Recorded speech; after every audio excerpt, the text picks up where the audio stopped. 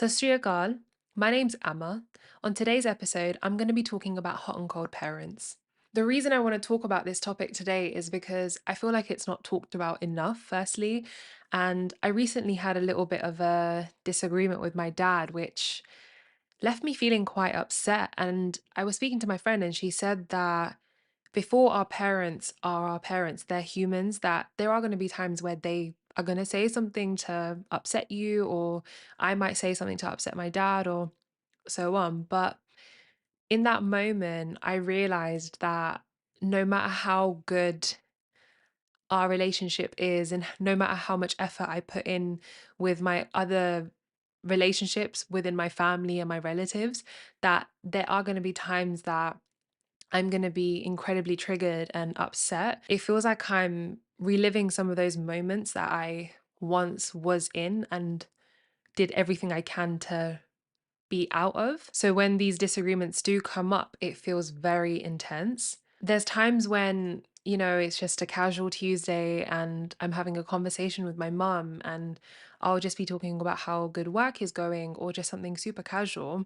And out of nowhere, my parents will sometimes say things that are so mean and horrible out of nowhere, that is so far from what I know them to be now, that it literally shakes me to my core when they say these horrible things, because I'm like, we've worked so hard not to be there. And it's a little bit disappointing when they are like that. So when certain things are said, of course, it's going to be very upsetting and triggering for me and leave me in a very confused state as to why on earth are you saying that? And that's why I really want to express and go into how I've managed to cope with that and bring a little bit more light to something that isn't spoken about enough, because it does happen.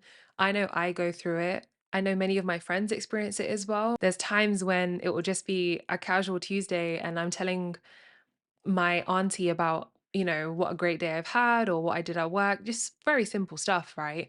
And she'll just turn around and say something so out of the blue. And I'm just like, I didn't need that. So I know that was very long winded, but I hope you guys understand the intro as to what I'm trying to articulate. If you don't, just stay with me. Over the years, one thing I've really had to understand is that everyone is going to have their own thoughts, opinions, and perspectives. And I read it in a book recently, but when it comes to perspective, everyone's going to have their own. You don't have to agree with their perspective, but it's also interesting to see how they see things. When they do say certain things that I might not agree with, I kind of hold back rather than just arguing like I used to and just being so fiery towards what they've just said, because I have to somewhat give them grace and be understanding that their opinions and thoughts and perspectives are formed from their upbringing and the things they've experienced, and you know how they were raised within society, which is very different from today's generation. So going back to my dad and us having that disagreement, initially, yes, I was very upset, but I had to remind myself that I get why he may have responded the way he responded and disagreed with what I was saying, because his upbringing is different. He's like triple my age. So I have to give him grace when, he has these moments. Now, I'm not saying that, if someone is being horrible and rude to you, that you just have to be kind to them and understanding and all this, that. Like, no, take your time, obviously, take a step back. But when it's family relationships, it's so complicated, I guess. And for me and my personal experience, I'm not at a place anymore where me and my dad's relationship is really troubled and, we don't get on. Like, me and my dad are literally like this. I've always said throughout my podcast episodes that exercising boundaries in many different circumstances is so important. Learning to say no is also very important. And sometimes taking a step back is very important, because you have to remind them that it's not okay to be treated like that just because, things are going well and I've moved out, and, just because we're good, that doesn't mean that you can just be spoken to however. So, as I said, and I will continue to forever say throughout many, many episodes, always have boundaries. It can take some time to learn, but it will definitely help with feeling less disappointed and putting yourself first. Since I'm talking so much about my dad, it's also important to mention the aftermath of our disagreement, which was the accountability. Now, I feel like after the disagreement, I was brought back into a place where, oh my God, he's not going to take accountability, that he's just going to be horrible and continue to, say things that are going to upset me, which was far from the case. I think I was brought back into a place of how it was 3, 4 years ago and completely forgot that my dad has also done a lot of work. And to my surprise, I think I'm still not used to it. He really did take accountability and apologized very authentically. And it took me by surprise because I don't think I was expecting it. Not because I don't expect that from him, but I just don't think I'm used to it still. It was nice to hear it and so reassuring that I understand he's not perfect, but that's not what I'm expecting of him. I understand because I'm not a saint either. There's going to be times where I might say and do things that I don't intentionally mean to upset him, but I might do. So accountability is very important. Once he said sorry, it brought me back to a place of calm and thinking rationally again. I was then understanding that I should exercise more grace towards him. And I know this is only one example of this disagreement between me and my dad.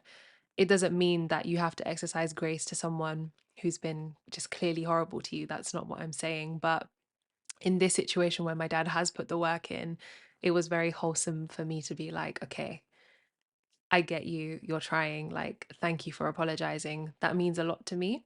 I understood that his traumas and his upbringing and his years of thinking a certain way doesn't just change overnight, that he also needs the time to, you know, digest and understand what's going on. I chose to just not speak to him for a good 2 weeks. And I'm a big advocate for, taking a step back if you need to. So that's what I did, and that worked for me.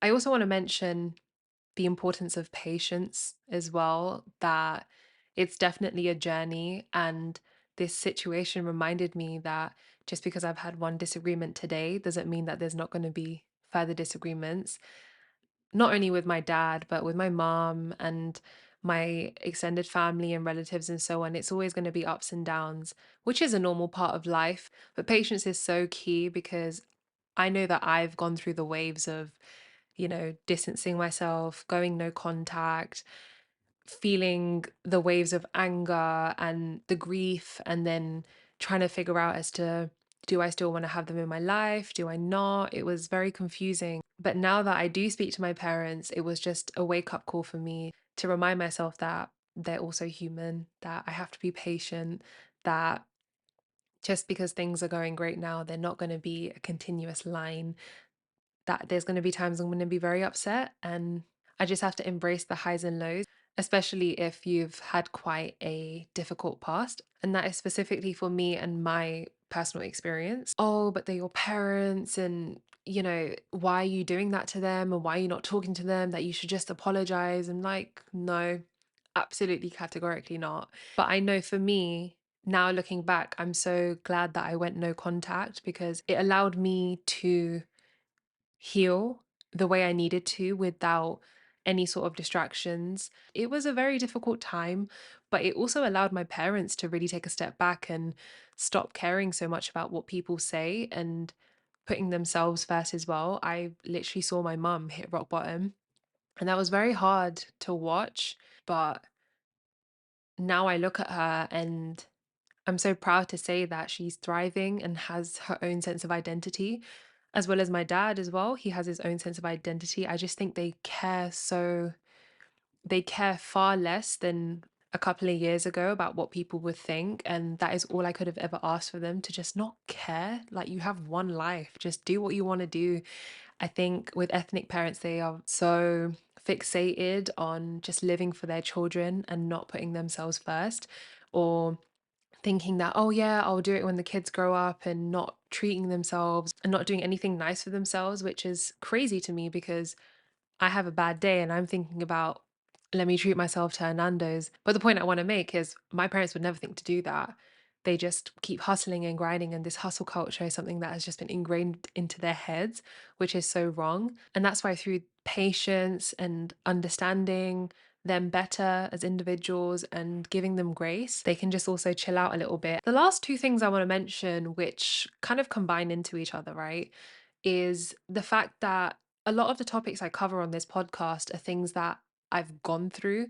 And yes, I do talk about some of my like now life moments, the things I'm experiencing and how I'm feeling right now in the current, which is very important for me because I do want to look back in a couple of years and understand how I was feeling and watch this podcast back as like a self diary because it is a very healing experience and it's something I really enjoy. But sometimes when I want to talk about certain things I've gone through, my brain genuinely can't remember the abuse and negative experiences I went through because it was so traumatic. And I'm very aware that is a coping mechanism for me, as well as I've done a lot of healing to overcome some of those negative experiences. So I don't remember it as much, if at all, even though I talk about it so openly, that I do still find it very difficult to talk about. But I hope it helps even one person.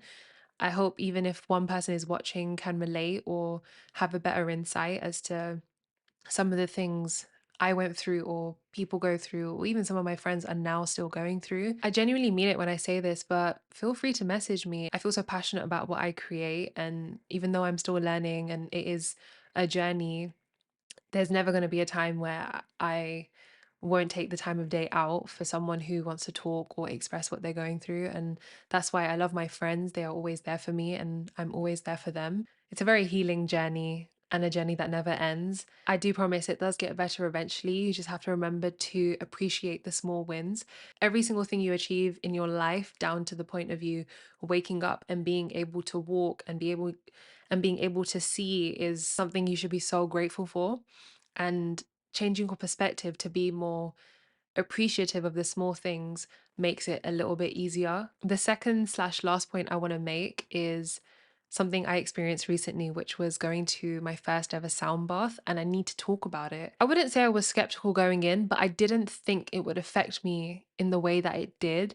Sound baths can affect people in many different ways. You don't have to be spiritual to go to it. It's a really lovely experience that I'd recommend anyone and everyone to go to. I think it was called the Self Love Lab. I'll have to double check. I'll put it into the caption. But anyway, the woman who was conducting this sound bath had like a gong and these singing bowls and these chimes.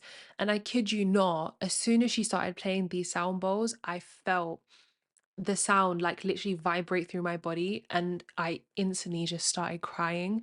And throughout that hour that I was just lying on the floor, my whole life flashed through my head and I was able to really analyze why I am the way I am, why my mum is the way she is, why my dad is the way he is, everything. And it was such a intense but beautiful experience. And I came out of it feeling so heavy, but so light.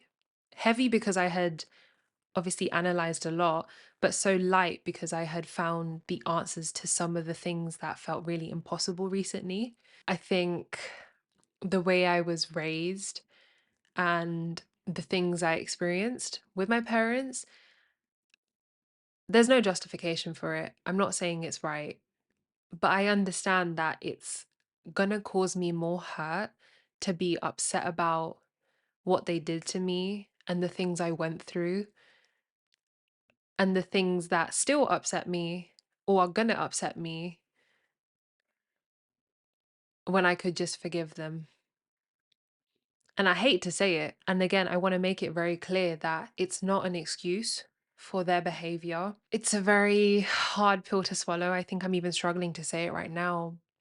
But forgiveness is the only way you can really and truly move forward.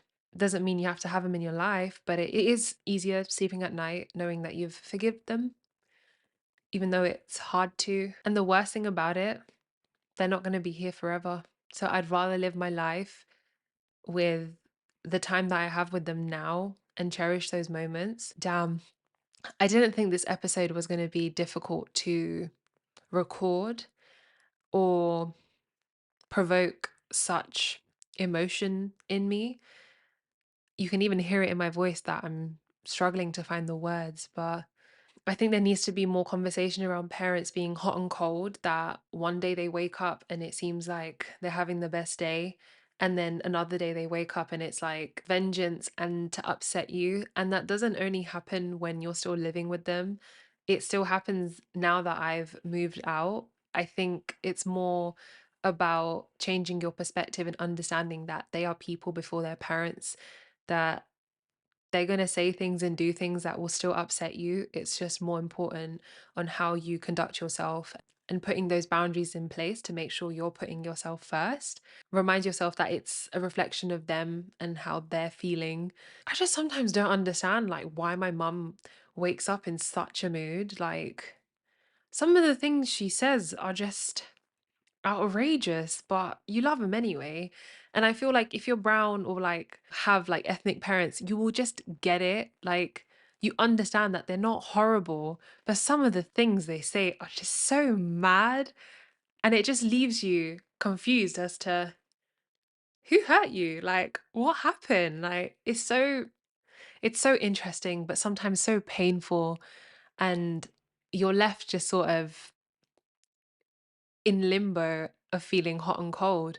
So I hope you guys enjoyed this episode. I hope you guys could relate or learn something new.